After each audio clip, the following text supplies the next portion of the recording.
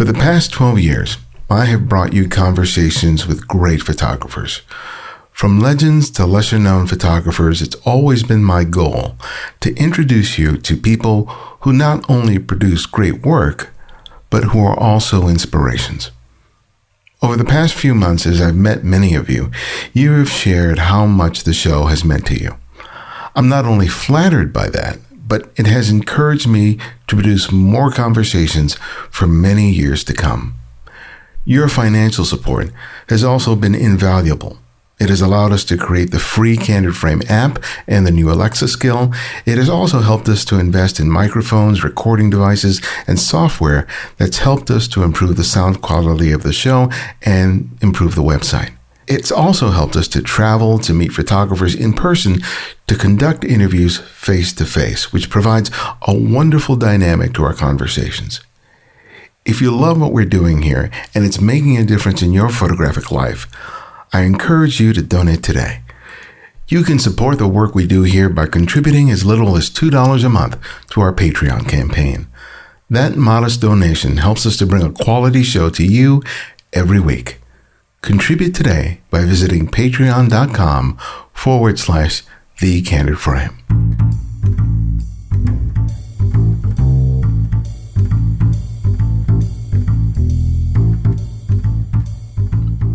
This is Ibarian X, and this is The Candid Frame. How many times have you had a great idea pop into your head? You get excited. Just the thought alone gets your blood pumping. You can feel it right there in the middle of your chest. You share the idea with a friend, and they reply, "That's a great idea. You should do it." And then, crickets. Nothing. Like so many ideas, they disappear into the ether. I've had my share of those. But then there are some people who not only have a great idea, but a crazy one. Not only do they hear people encouraging them to do it, but there's also a chorus of others who chime in and say that it just can't happen.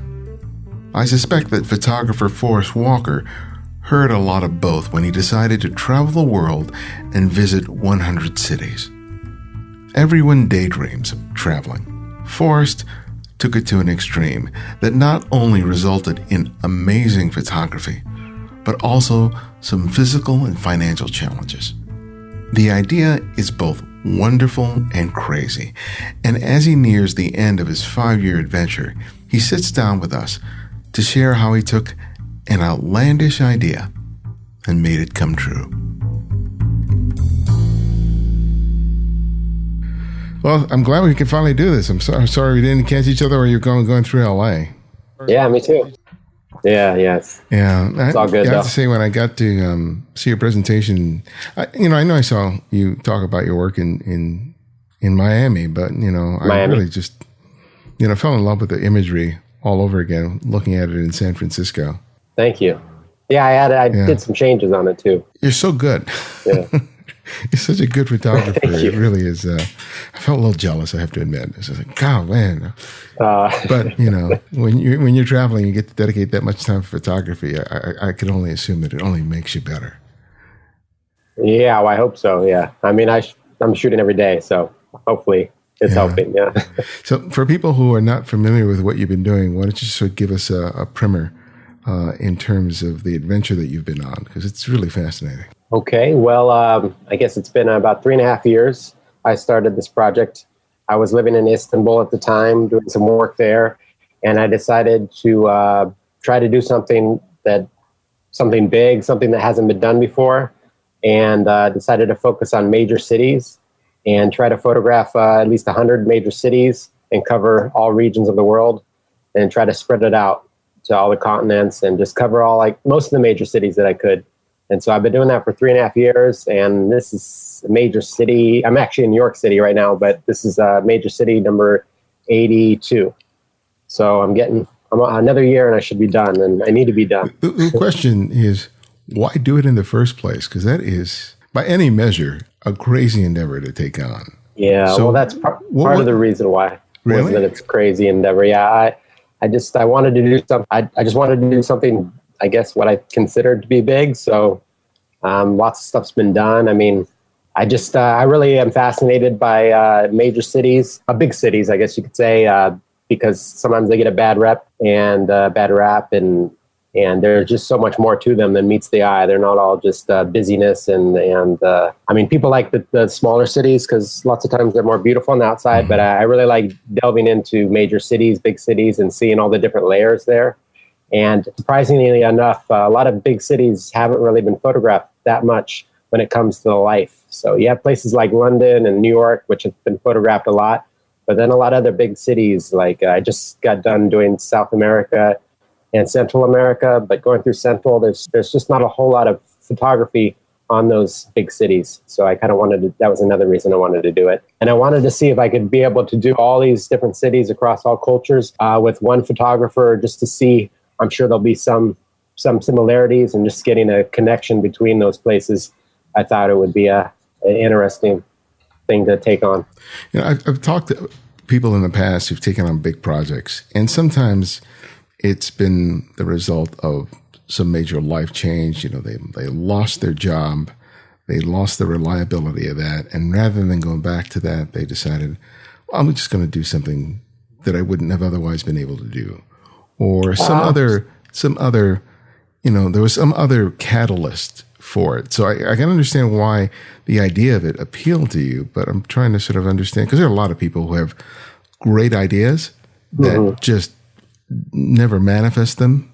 Right. And I'm just trying to understand, well, what is it about Forrest that allowed him not only to come up with the idea, but to actually make it happen? To do it. Yeah, so I didn't graduate in anything photography related, and I was graduating in economics and business, and was always really good at math. So that's kind of what I was doing for a while. I didn't lose my job or anything. I was getting interested in photography, and I did finally decide to quit and then jump into photography full time, but it still was a couple years before I jumped into this project. So I wouldn't say that was really a catalyst for it, but I did have more of an opportunity to do that because of not having a full-time 9-to-5 anymore. And so I guess it's just part of my personality to want to do something while I still can. I mean, my life could change at any time, and I don't have any kids right now. I have my health right now. So I just thought if I'm going to do something like that, I have to do it now. My personality is kind of like that. I want to be able to at least do something in my life that I feel is not something that everyone does. So that was a big reason for it. Yeah. So before you took this on, you said you were starting to work as a photographer. What kind of photographer were you? Well, I was on the side, so I had a 9-to-5. So I dabbled in different stuff like weddings. I didn't like weddings too much. I did do some fashion. I moved to Miami for a couple years, and I was doing some fashion work there. I liked that a little more, but still, it wasn't. It just didn't appeal to me completely. I mean, for fun, when I travel, I like travel photography, but I didn't really make any money or try to doing that. So that's what I was doing. And then I started working to trying to get into documentary, and I did a couple documentary projects, and that's how it led me to Istanbul, and that's what led me to this project too. And I also I had wanted to do something. At first, I didn't think of anything like this project I'm working on now, but I wanted to do some type of documentary work that was more my own vision and not necessarily paid.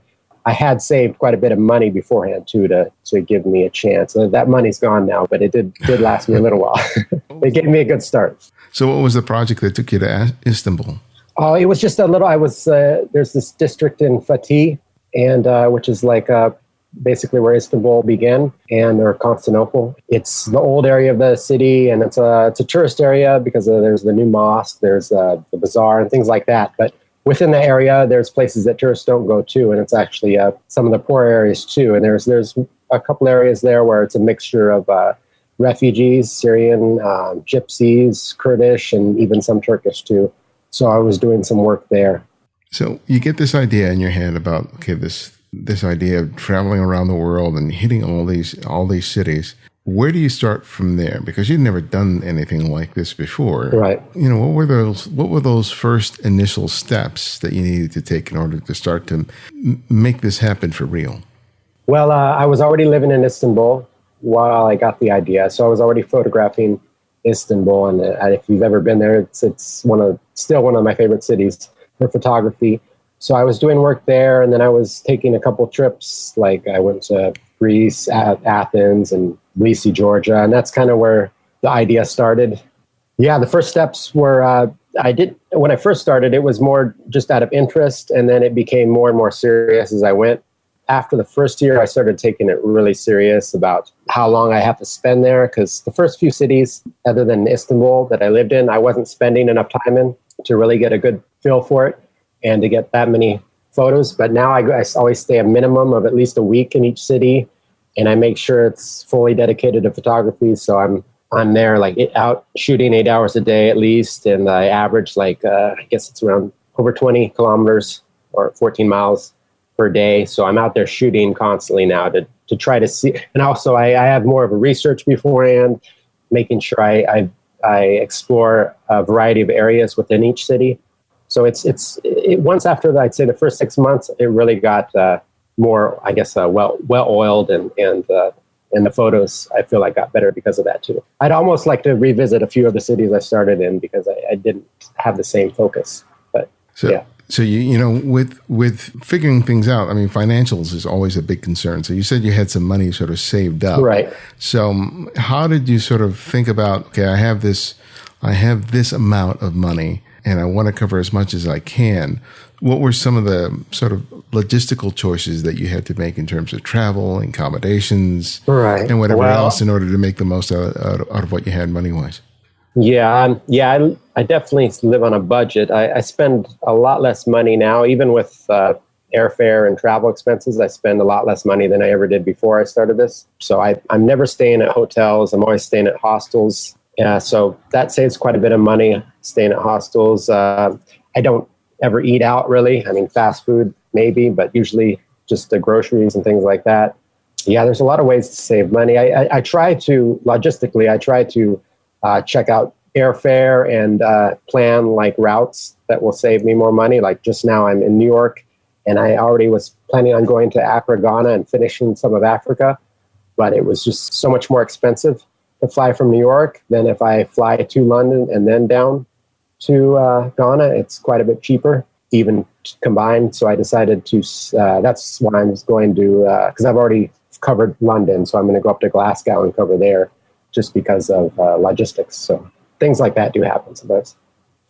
But yeah, it's all. I'm always trying to save money. So any way I can. Food is a big way to save money, and lodging. Those are the two ways you can really save quite a bit of money if you try. So talk to me about the research that you would do for each place, because you mentioned before, you're going to spend a week there photographing, and you had to sort of educate yourself in terms of not just where the locations are, but possibly, when the light is best, and then you also have to sort of understand any sort of cultural taboos or things like that with respect to photography.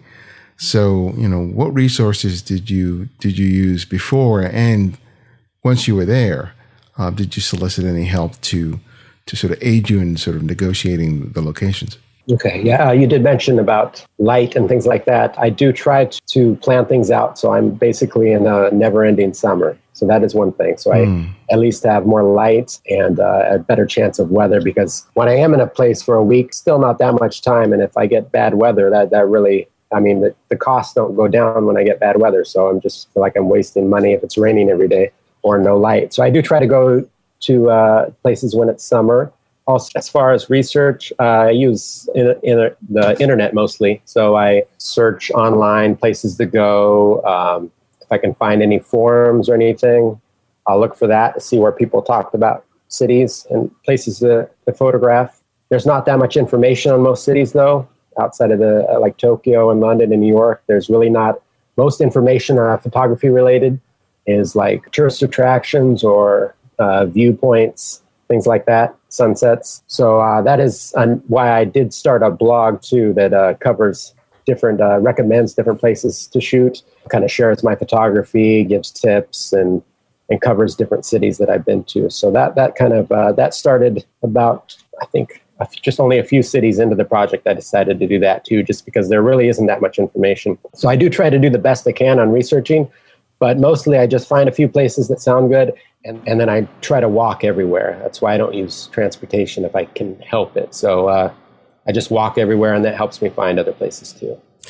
Did you ever sort of talk to locals to sort of get a lay of the land or recommendations from them? Or I used to do that more. I don't know. I found it didn't really help me that much. Lots of times it wasted time. It depends on who the local is. I mean, a lot of cities, if the local is into street photography or photography like I am, then definitely that can help. But most people are really don't really understand what I'm looking for. So they still usually recommend the places that you'd expect, like viewpoints and things like that, even if I tell them not to. So I just found that it's better just to do what I think's best and then just explore. So, I mean, I already know like some areas I'll check maybe where there's markets, metro stations, those key places, and then kind of work my way walking around from there. So what were you looking for in each of these cities that you'd go out? Because, from the photographic perspective, you're always looking for good light, interesting characters, but beyond sort of the obvious tropes of photography, what were you really hoping to capture in each city, beyond just saying, "Oh, I've been to all these cities and I made all these photographs"? Well, I guess I'm trying to get the different layers of the city, the life like beneath, I guess the chaos. I do like to go to neighborhoods, not just like main streets. I'm trying to find the different layers, the variety of life from the more posh areas to the edgier areas, just trying to find all those connections within different cities across different cultures. So you really have to delve into each city. So I'm really trying to find, when I go to a city, I try to approach every city the same. I try not to think of like cliche things or specifics. I just kind of go out and shoot and try to approach it the same and hopefully find similarities in life that way. That doesn't matter where I am, that I'll still find those same things that I'm interested in. So what was one of the bigger surprises, that you hadn't anticipated once you got out there and you're in the middle of doing this thing? I did anticipate this would be a big project, but once I started it felt even bigger. I mean, to most people it sounds like a dream, but after the first year, it does. There's a lot of things that get difficult. I mean, you're always basically alone on the road. You run into a lot of problems, especially when you're on a budget. Things don't always work out. So it's definitely more difficult than I anticipated. To keep the motivation sometimes is hard. The money ran out, things like that. Even if you try to save money, it adds up. So all those things are, I wouldn't say I didn't anticipate them, but they're a lot worse than I expected. And really the only thing holding me now is just that I don't I can't give up on once I hit 80 cities. That would be a waste, I feel like. So that's really the only thing keeping me going.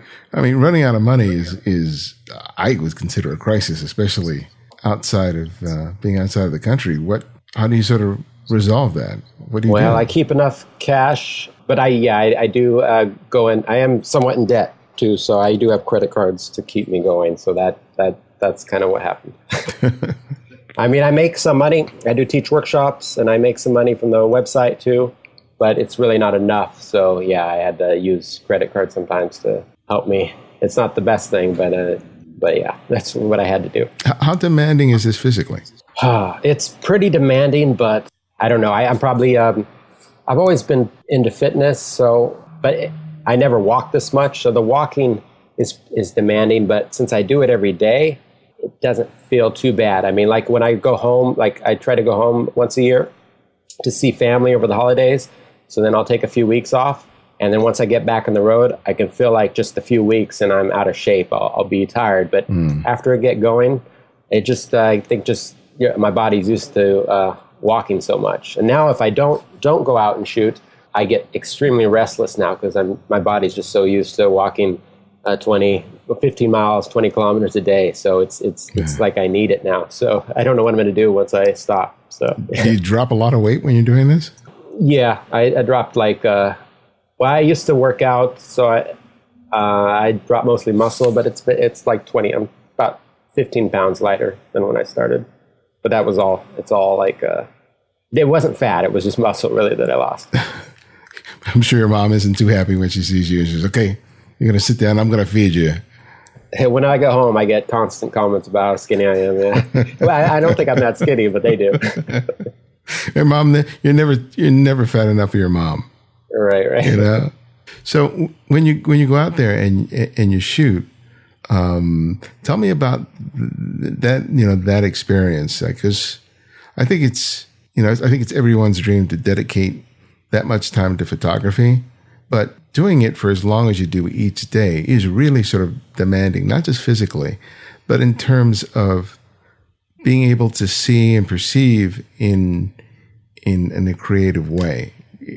Sometimes it can be labor intensive, for lack of a better word. You know what I mean? Yeah. Where your ability to see in the right way can get clouded by any variety of factors: being hungry, being tired, just being out all day, the heat, so on and so forth. So doing that day after day after day, how do you handle those challenges? Well, like you asked right before about physically, and the physical part is pretty easy. I just try to stay in shape and it's fine. But the mental part is definitely gets exhausting. I mean, I definitely have to eat. If I'm hungry at all, I can't photograph. So that's the one thing that I do have to eat breakfast when I get up and get ready for the day. But other ways to keep going, I do have one advantage is that I'm going to new places all the time. So I have that. Every place is new. Most places. Mm-hmm. So it's easier for me to stay mentally, I guess, inspired because everything's so new. So I think that helps, but I don't know. I mean, sometimes I do feel like, many times I felt like quitting. So you just kind of have to just kind of tell yourself you can't quit and just push through. Sometimes it's hard, and there's probably weeks where I haven't been the best. I haven't got as many good photos because I've been a little down, but it's just something you kind of have to push through. I don't know if there's any big secret, but just kind of keeping your eye on the goal, I guess, is the best thing to do.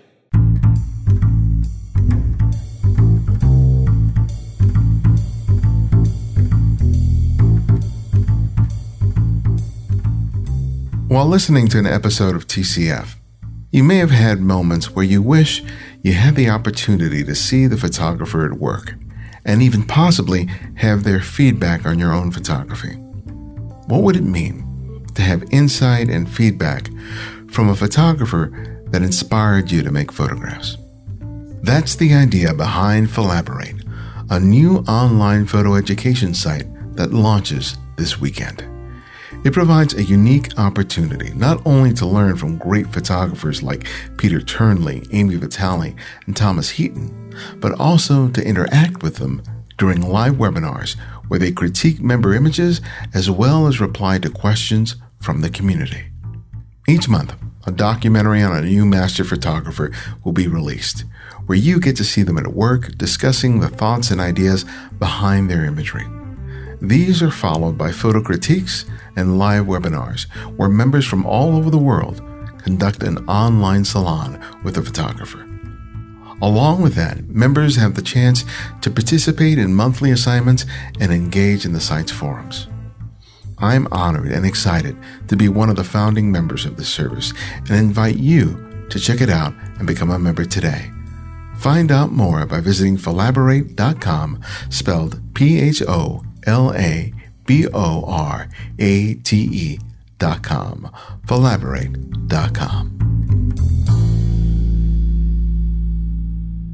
I really love your layered compositions. I mean, I like all your photographs, but I've really kind of focused on the layered compositions because I'm striving to sort of get that, and I'm yet to do it to the point that I'm anywhere near consistent. But for me, when I'm trying to build layered compositions, for me, it is sort of evaluating the potential of a scene in terms of foreground, middle ground, background, and then pretty much lingering in a space and waiting for things to sort of play out.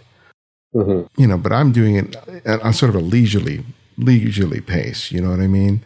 Right. You're trying to hit maybe various spots at a location. Granted, you have a week, but when it comes to those moments when you're trying to create those kinds of more complex compositions, is it easier or harder to allow those things to play out when you have the kind of agenda that you have and a relatively finite period in which to create the pictures? I try not to, but sometimes I do feel pressure to. I only have so much time in each city, so I do feel some pressure because I want to leave with some decent photos. But I try not to think about that because that'll just get me off my game. But like when I'm out there, I do have to hit a lot of places, but it's also my natural way of shooting is to move a lot. So it kind of doesn't really affect that because I would shoot the same way, I think. Mm-hmm. Anyway, I might not waste as much time hitting some spots that really end up not being that interesting. But when I'm out shooting, I don't think I would change how I shoot.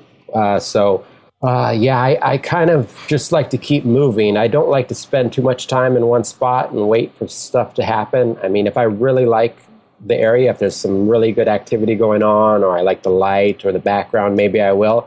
But usually if I just keep moving until I see something, and I just go right in there and take the shot. And that usually, I mean, whenever I have waited it out, even if I might make the composition better, the first shot is usually the best anyway, just because I guess it's what I saw. I just like to just walk around, move, and when I see something, go in and get the shot and then keep moving. So I do kind of try to time things when it comes to layers. I'm big on timing, so I'll see all the layers. I'll try to find things maybe to help complete the scene and try to time when they're all going to cross into the right places, which is kind of just guessing a little bit, mm-hmm. but because you never know exactly if someone's going to stop or move or how fast, but sometimes you can time it right. So I do, even as I'm moving and I see something, I'm looking at all the pieces around it and trying to time it. So right when I'm at the right spot to take the photo, that all comes together too. So I might pick up my speed or slow down as I get there, because usually once you get in there and you take the shot, the moment will be ruined after that shot because someone in all those layers is going to see you, probably. Yeah. Photographing all these people, all these different cultures, all these different parts of the world. In what ways did the people respond to you in similarly and differently? I mean, it is different depending on where I'm at, but I don't know. Since I started this project, I don't get nearly as many reactions as I used to, so it must be something I'm doing different. Most people don't, even if I'm close up, they don't really know that I took the photo. Even I don't shoot from the hip. I always put the camera to my eye, but it's just, I guess, how I move now. So they usually don't even know that I took the photo. So I don't really get, no matter where I'm at, I don't get too many bad reactions. But sometimes in some areas where they don't like photos as much, you'll get a lot of no photos. I always have my camera in hand, just for wrist wrap. Mm-hmm. So I don't carry a bag or anything like that. I just kind of like to be minimal on that. And so I get comments just when people see my camera in some areas.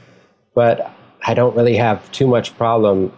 Since the first year, I just feel like I've kind of learned how to weave my way in and out of places without really affecting too much.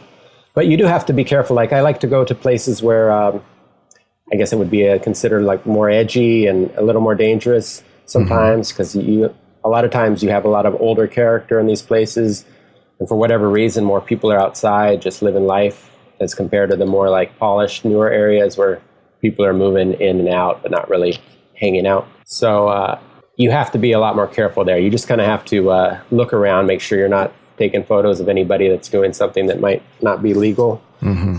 And other than that, you just kind of have to work more fast. And if anyone does say anything, I found out that being friendly but confident. I mean, I never apologize or anything like that because I feel like I don't feel like I'm doing anything wrong or I wouldn't do it. But also because I feel like if you do apologize, then their suspicions are now confirmed that you did something wrong. I feel like if you're confident but friendly, that usually is enough for most people. So no matter the culture. So. Did you find yourself in a particular sticky situation at some point?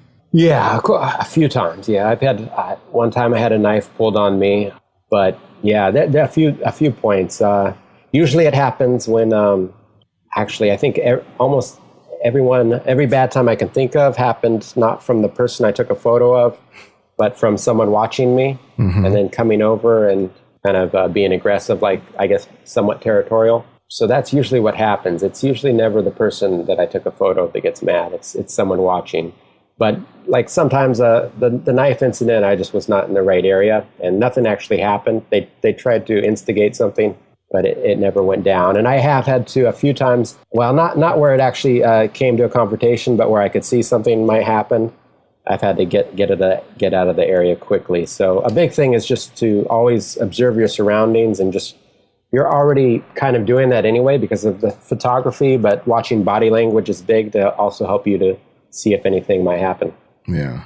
Mm-hmm.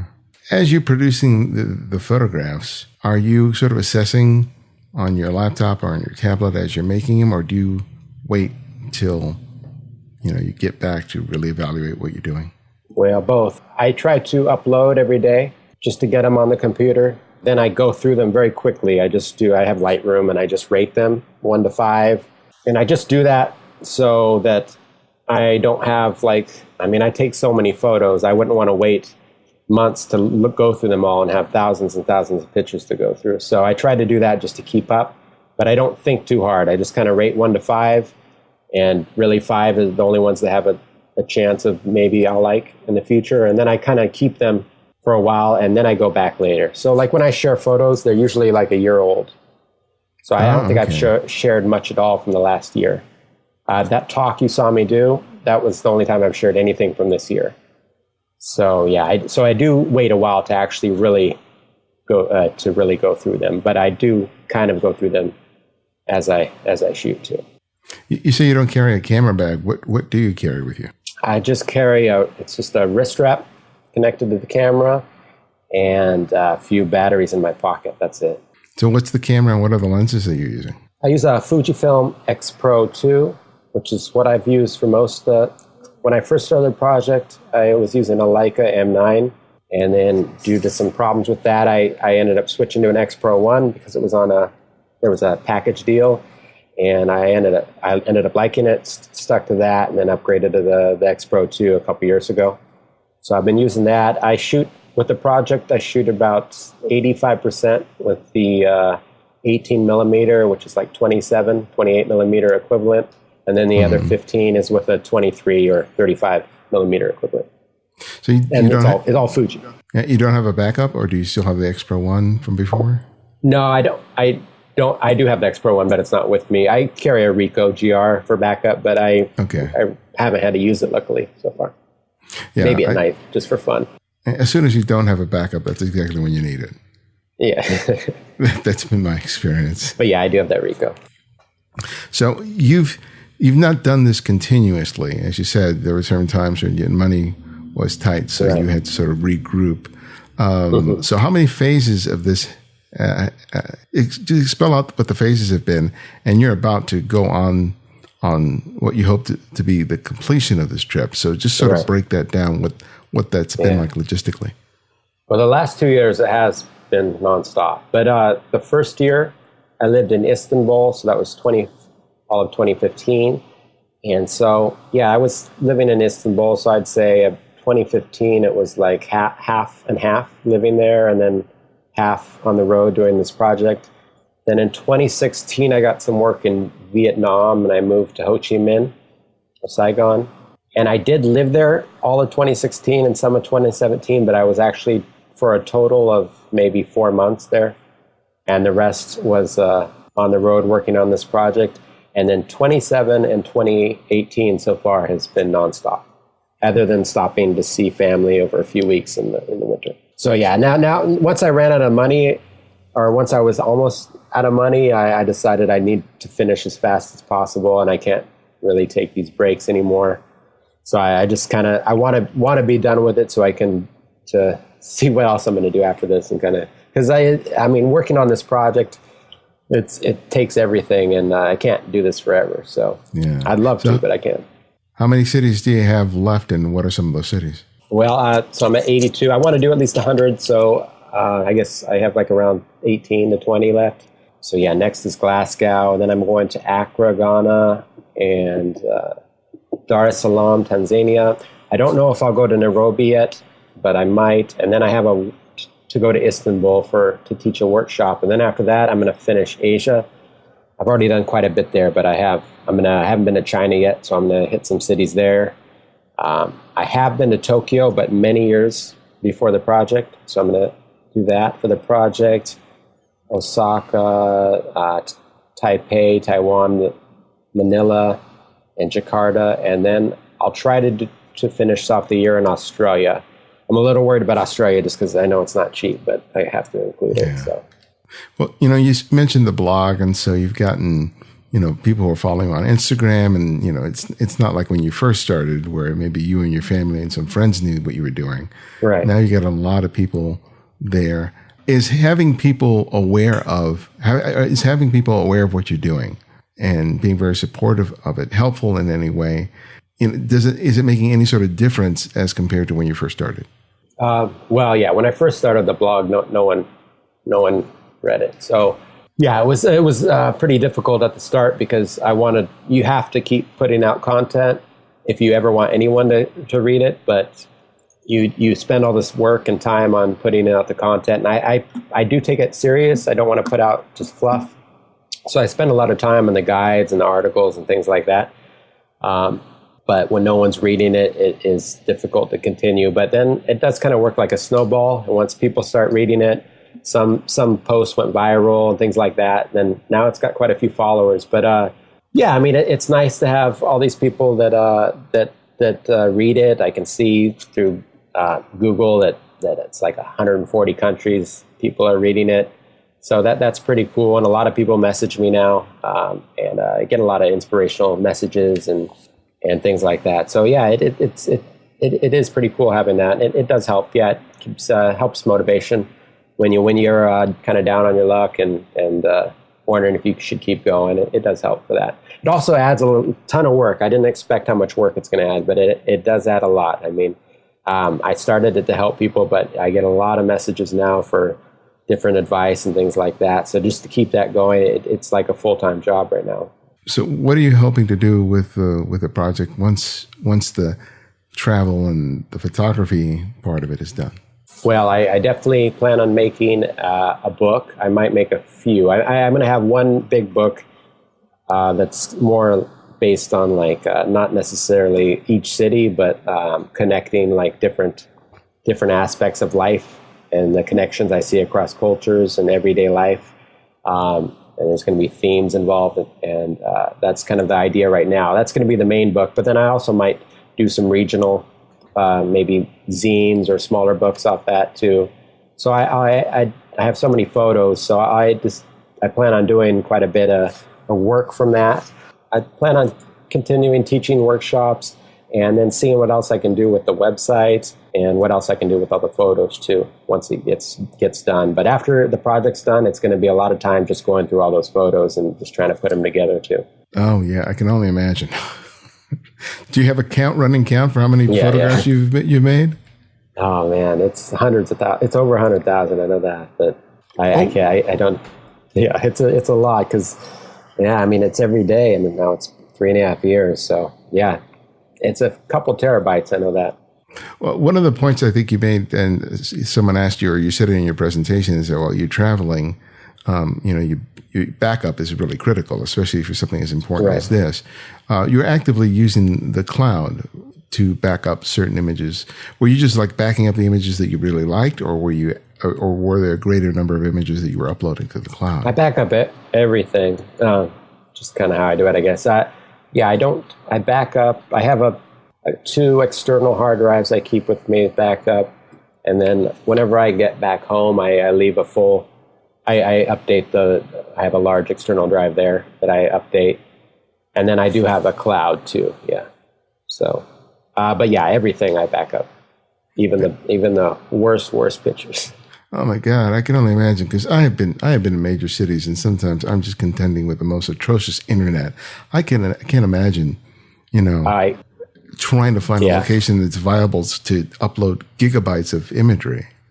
Yeah, it was really bad. It was pretty bad this year. For whatever reason, South America is pretty bad with internet. So, I was staying at hostels, which usually have decent internet around Asia and everywhere, but not so much in South America. So it never fully backed up until I got to the U.S. this year. Yeah, that was kind of concerning. Made you nervous, I bet. Yeah. It was weird. The best internet I had, all of the South and Central trip was in El Salvador, which you probably wouldn't expect. But yeah, I Really? caught up mostly in El Salvador. Yeah. I've heard amazing things about internet speed in South Korea, but I never would have thought. Yeah, South Korea is good. Romania was surprisingly really good too. Really good. That's fascinating. So when you're going to be done by the end of the year? I don't think it'll be possible, but I should be around 95 cities by the end of the year. So then I'll be pretty close. So yeah, we'll see. Usually the question people ask when someone's worked on like a big project is, what are you going to do afterwards? You're going to take a vacation? But that seems completely antithetical to what you're doing. Well, I could use a vacation, surprisingly. I go to all these places with beaches, and I can't tell you the last time I laid out on a beach. So how are you going to sort of chill out and decompress after you've come back from the last city and you've come back home? Have you given any thought to what that would look like? Not too much. I mean, I need to be, what I miss the most is being in a place for at least longer than a week or two. I miss like going back to a place that I'm more used to and just being able to just kind of just relax and feel comfortable. So that's what I look most forward to. So I'm like when I was living in Istanbul and Vietnam, it was nice going back. Once the last 2 years where I've been moving constantly, it's been a lot more difficult not having any of that time to just kind of relax and not be moving every week. Mm-hmm. So that'll be the thing I'm looking most forward to, is kind of having a somewhat of a home where I know where to go for groceries and to eat and things like that. All the stuff we take for granted here. Right. Well, my last question that I ask each guest, I ask them to recommend another photographer for our listeners to discover and explore, and it can be anyone, someone you've long admired or someone that you've recently discovered. So who would that one photographer be and why? I remember you have this question. I didn't think about it beforehand. There's so many. Let me think. I don't know if for anyone that looks at Instagram, two that I really like, I like Richard Kalvar's Instagram a lot. I mean, I'm guessing most people or a lot of people are familiar with him. He's a magnet photographer, but not everyone is actually that familiar with him. So I really like his work because I take some inspiration from his work, because a lot of times I look for humor in life, and he really captures the humor of life and just the strangeness of it all, but in a he captures the interest that mostly goes unnoticed, that I really like. And his Instagram is very up to date. He puts a lot of stuff on there, and he doesn't share a lot of work in general. I think he only has like one book, so you see a lot of photos that you probably haven't seen before, even if you do follow his work. And then I do really like Pinkhassov too, and he's posts a lot on Instagram too, and he's another magnet photographer, and he's really into color and light and things like that. He has some really great work on there.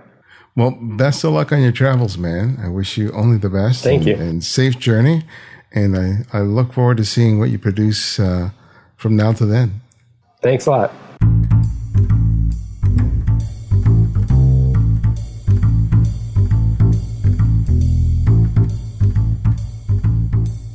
Thanks to Forrest for spending time with us.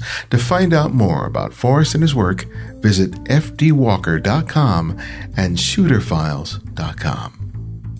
And you can show your support of the Candid Frame by writing a review in the iTunes store.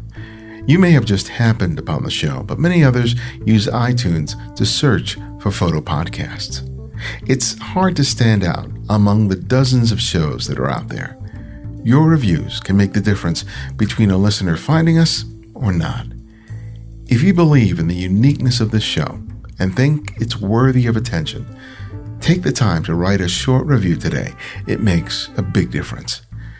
You can also support the show by making a monthly contribution through Patreon. And for as little as $2 a month, you can help us to not only meet the cost of production, but also improve our podcast, YouTube channel, and website. Or if you just want to make a one-time contribution, you can do so via PayPal. You'll find links for both on the Candid Frame website or the show notes. Thanks to Jeremy Olson and Deborah Fisher-Goldstein for their recent contributions to the show. Can't thank you enough. To access our complete archive of interviews, download the free Candid Frame app, available for Apple iOS and Android. Not only will you immediately receive the latest episode on your phone or tablet, but you can now easily share your favorite episodes on your social network and help spread the word. And if you want to drop me a line with comments or suggestions for the show, you can email me directly from the app. Download it today by clicking on the link in the show notes or the website at thecandidframe.com. The Candid Frame's audio engineer is Martin Taylor, who you can find at theothermartintaylor.com. The show's senior producer is Cynthia Parker, and our music is from Kevin MacLeod, whose royalty-free music can be found at incompetech.com. And you can follow me on Twitter and Instagram at simply @IbadianX. And this is IbadianX, and this is The Candid Frame.